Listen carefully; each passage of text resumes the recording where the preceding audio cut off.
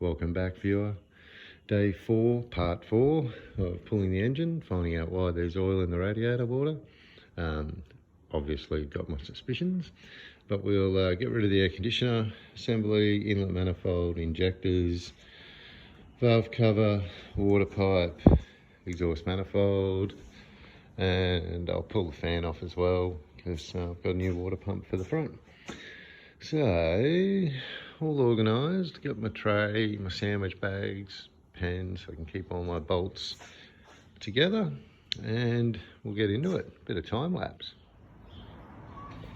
Now in that time lapse video I did unbolt the injectors, or take the nuts off. Then I remembered I've had the injectors off on my spare engine and the seals can be quite temperamental, and I thought, you know what, for the amount of effort to get them out, and then you have to have the right seals to go back in, I might just sit on those for the minute and leave them in, just to connect the rail,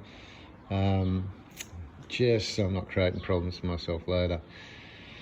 Because it's weird, it's like a fibre or leather or something, bloody O-ring in there, and they all just fell apart last time I pulled them out, so on that other one, and it was a bit of a pain getting new ones. So anyway, leave injectors in, over to the hot side.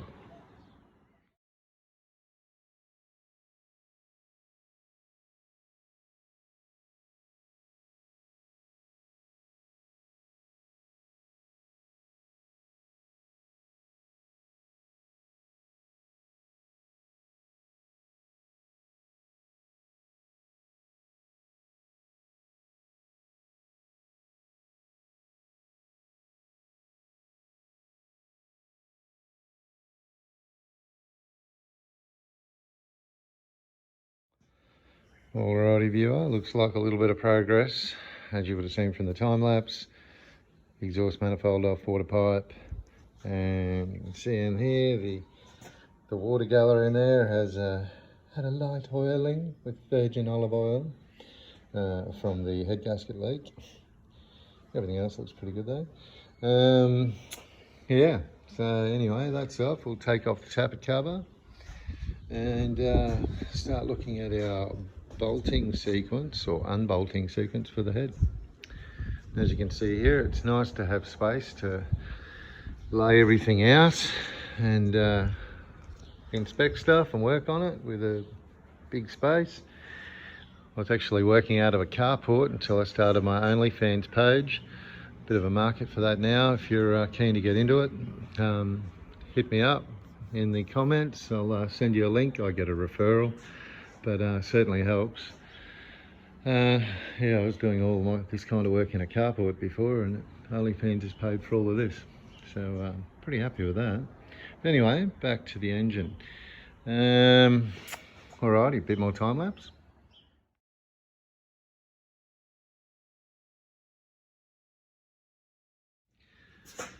Right, viewer, welcome back. Just want to share something quickly with you before I started pulling more stuff off.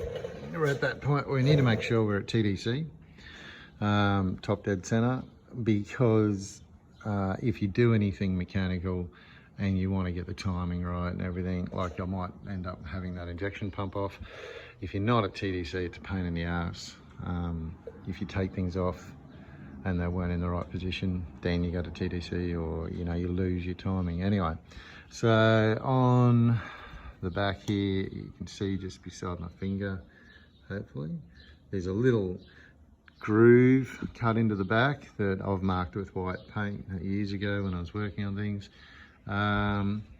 So the line on the left is TDC. The line on the right I've marked to put in scale. There's my middle finger. That's 4 degrees before top dead center, and that's relating to setting up the fuel pump. So anyway, you've got that mark there, and then you want to bring that around to line up with this mark on the timing case cover, and that's TDC. Then you know when you put everything back together, your timing's going to be right. Okay. Oh yeah, so now we've got some timing marks lined up. That's a good start. And another good start is over here. You can see I've got a couple of workshop manuals. Always handy. See here I picked up a genuine Perkins 6.247, that's the exact engine. Very old, can't buy them anymore. If you find a second-hand one, jump on top of it. And obviously you can see here our sequencing for our bolts in the head. So I'm going to start backing those off, and I usually always do that by hand with a breaker bar, just in case they're a bit seized or whatever. You don't want to go snapping old stuff with a powerful rattle gun. So anyway, we will get those loose and lift the head off.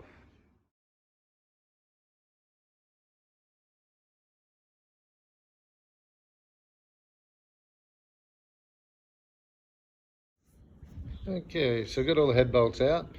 Obviously as they came out, realised different lengths, and of course numbered them all, just so I didn't stuff that up, but obviously become pretty evident. The longer ones are for on top of the rocker arm, so it shouldn't really matter, but I ended up numbering them anyway, because until I worked that out, I didn't know what the pattern was, and it'll help with when I do the torquing sequence.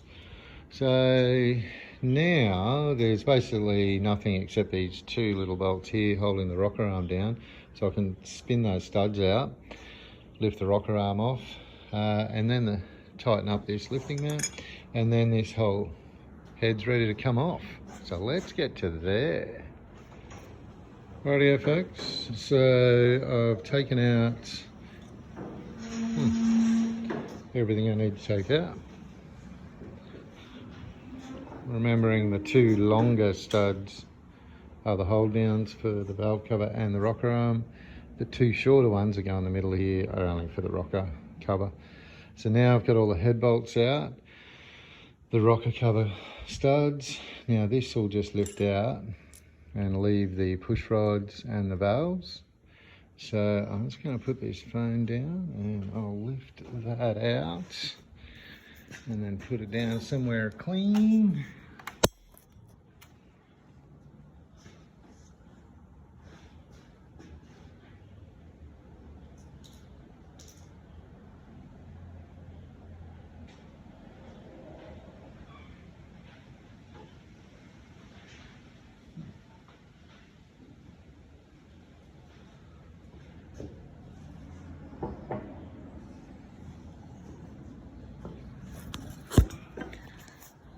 So while we're doing that, obviously being careful of these little tappet covers, making sure we don't lose them. Cool. Not even sure that's the right name for them, but you get what I mean. The little valve stem covers, shims. Now we should be able to just pull these out.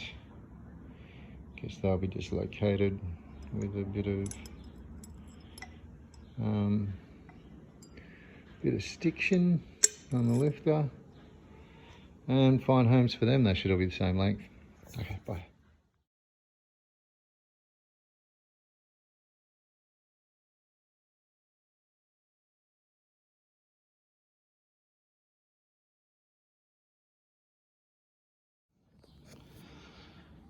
So, okay, head off. The head come off very easily. So now it's just a case of having a very slow look around and having a look, trying to identify if the head gasket is let go in between a cooling and an oil gallery, to hopefully explain why I was getting oil in the radiator water. So I'll have to sit down with a bit of light and scratch away there and have a look, clean up, to get some ideas. There's a bit going on there. And then once I get my head around what's going on, we might regroup. Because there's a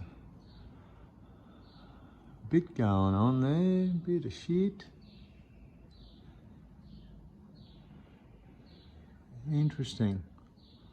And might have to do a bit of a leak test on the valves as well. We've got it. definitely a big clean-up. But anyway, onwards and upwards. At least we got this far, folks.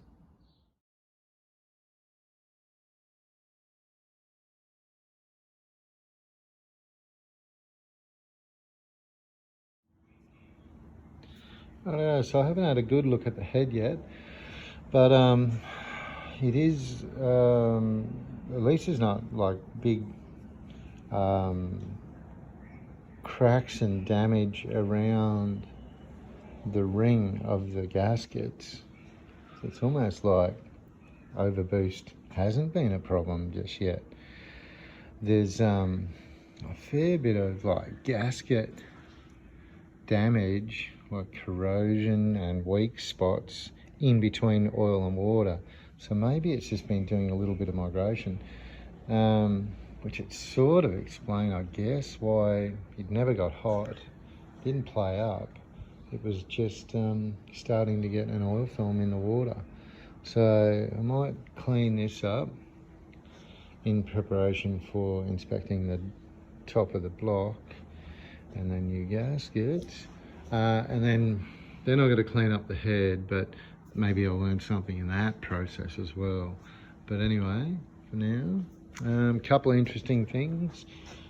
I don't know if this is the head off this block, but a couple of the water jackets the galleries rather, don't line up with a hole. So some of these have just been blanked off, like that circle you can see there. That's just compressed onto the gasket.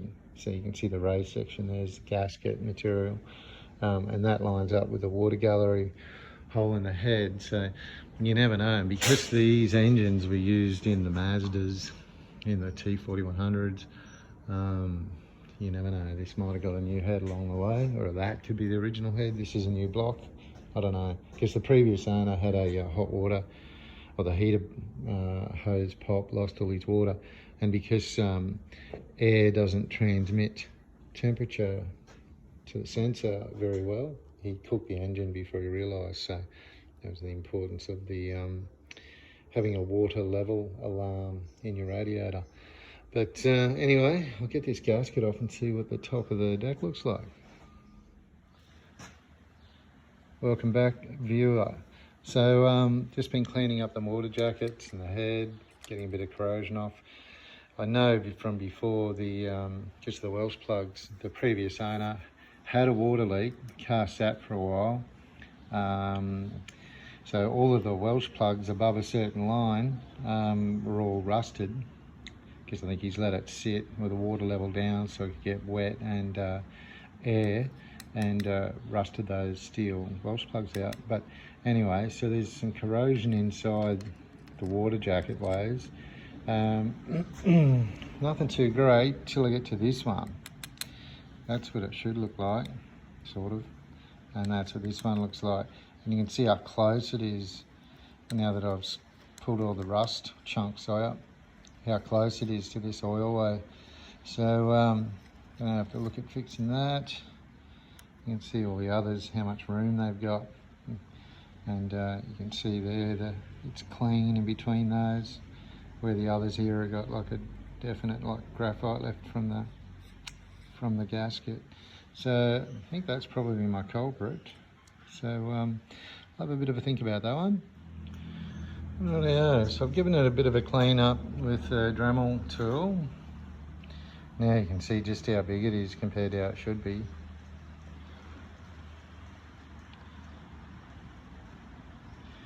Yeah, that's pretty crazy. Well, that's a good ad for not leaving old engines sitting around. Get them out there, get them used, get them running, and use antifreeze coolant, anti-rust inhibitor. Anyway, it's done now. Now to have a think about what to do about it. Rightio. Well, since I was cleaning up the water jackets with a Dremel tool, but I might as well pull this water pump and put a bucket under there and give her a bit of a rinse, see what comes out, and have another look. Maybe whack a new water pump on.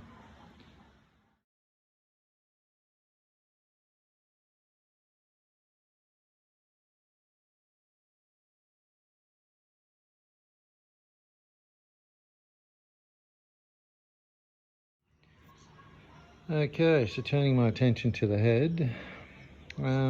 First thing I'm looking at is these different colours at the pre-combustion chamber. I'm guessing that means all different heats. And this one, a little sootier, not as hot. And this one, a little sootier, not as hot. Interesting. Maybe, that's only a guess so far. Anyway, I'll give this a clean up and have a better look. Well, I've reached a point with the block. I need to get some aluminium bronze TIG brazing rod filler wire to attempt to fix on that. So just want to share with you one little thing is my numbering of your injector lines. Make sure you number them all. It might be months before you get back to putting it back together after a big fix, and you never know, it could be ages. But I reckon after about 2 weeks, I forget where all this goes. It turns into a big spaghetti western. So just number them, makes it easy. I'm off to get some rods. Hopefully the local tractor supply place has some, because I'm out in the sticks. But we'll see how we go. So as you'd expect, visited every shop in town and get some out in the sticks. No one sells the TIG filler rods I need. So I'll come up with a plan though. I'll be able to get them. I'm tossing up whether put a little step in around there and do some filling, or actually grind it all out nice, put in like a stainless plate and drill a hole in that and TIG the stainless plate in with a little ridge as well, little cutout either side. Don't know, thinking about that one. So I think I'll move on to the clutch, pulling that off, checking out the flywheel, and this water pump housing, I've got a spare one on the other engine. I'm thinking about pulling that one off, putting this on, replace this one. Because when this bolt was loose once, years ago, I had some coolant coming out of it, and I'm thinking, why? So there might be a crack in something inside this, and you can see the old fella that used to have this has put some sealant around there. So I reckon something's going on there. So anyway, while I get apart, it's the time to do it. So anyway, I'll get onto those. Well folks, pulled the clutch off. The flywheel is amazing. It's really, really nice. I don't even think I'm going to get that machined. Hear the crowd gasp. Clearly, the fingers on that pressure plate are far out.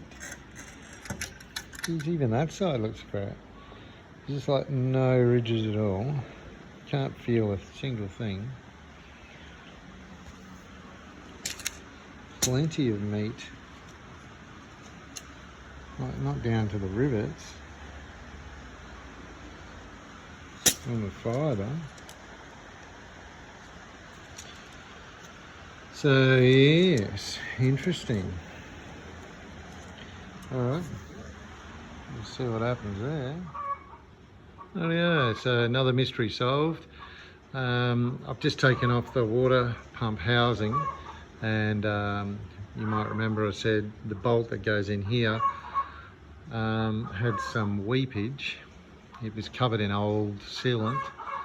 But when I pulled off the housing, there was a pretty munted gasket here, so I'm guessing none of the other stuff was very tight, that maybe with that bolt loose, because you use that to take off the idler arm pulley. There's a mount off that anyway. That's probably where it was weeping through that bolt hole and out the front, making it look like maybe there was a crack or something in the housing, but there wasn't. So anyway, mystery solved, all good there. So I'll have a look at the new water pump I've got and the old housing, the one on my spare engine, see which is the best one, and I'll fit that up. Cool. Alrighty, so it looks like I'll be cleaning up this water pump and going back in. It's not noisy, it's running alright, because I bought the Mazda 4100, which is the ZB motor, basically the same engine, but not the same water pump, so can't use that. So I've got that one. I'll clean up all the impeller blades and whack her back in. If she's too ugly, I do have that one on the spare engine, but it'll be alright. Rightio. So give it a run with the Dremel with a little polish stone there. Sort of come up like something out of a fucking Saw movie. I would have lost about 15 horsepower, I reckon, driving that through water. Anyway, I'll be pulling off my spare one, I think, and see what kind of mess that's in, because that's fucking ugly. Anyway, so here we go. Okay, so you can see the old one cleaned up. Looks like something handmade in Game of Thrones. And you can see the one off my spare engine. Looks like it's been run up after it got reconditioned and sat. So it's in good nick, just a little bit of surface scale. So I'll clean that off and we'll whack that one in. Rightio, so I ended up getting a bit scared of the gasket, the water pump out of my other engine, even though the impeller looks better. The bearing just had a really slight noise, which made me paranoid. This one's super quiet, so I thought I'll run with this one. I'll just come up with a rebuild plan for that one, put some new bearings in it.